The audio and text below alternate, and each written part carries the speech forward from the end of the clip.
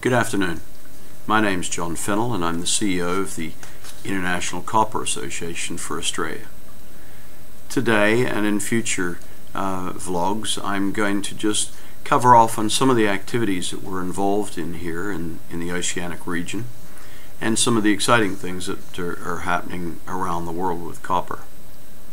But first let me introduce the International Copper Association.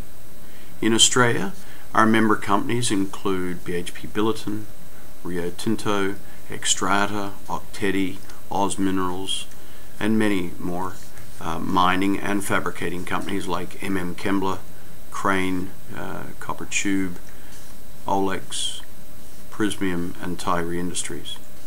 All big companies involved in either the mining, the refining, or the fabrication of copper products.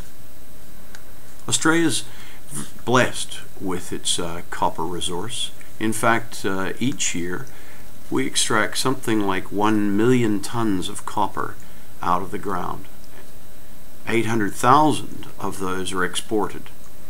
And today, the price of copper in October 2012 is roughly at $8,000 per ton.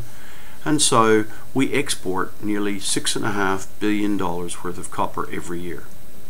And we use in Australia 200,000 tons on a variety of areas ranging from the transmission of electricity to the windings and motors to the transmission of water and gas through copper pipes, through architecture, through our agricultural or aquaculture nets, to touch surfaces in hospitals, and of course the list goes on.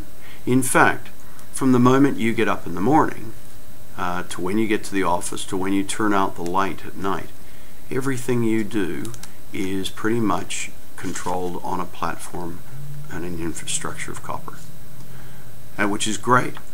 And it's great that Australia has very solid resources of it to supply not only its own needs but those of the regions around it, like China and India and Southeast Asia. Copper, we're often asked whether there's going to be enough copper in the future. And I guess the answer to that is that as long as the mining companies continue to be as innovative and enterprising as they have been in the past, then that is pretty likely.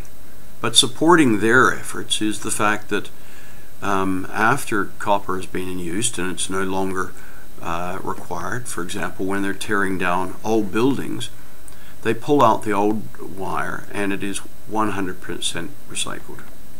And it's estimated today that 85% of all the copper ever mined for the last 5,000 to 7,000 years is still in operation today. So I think there's going to be plenty of copper to come. So I hope you enjoy listening to some of our vlogs as we go on many topics related to copper. Thank you for listening. Good morning.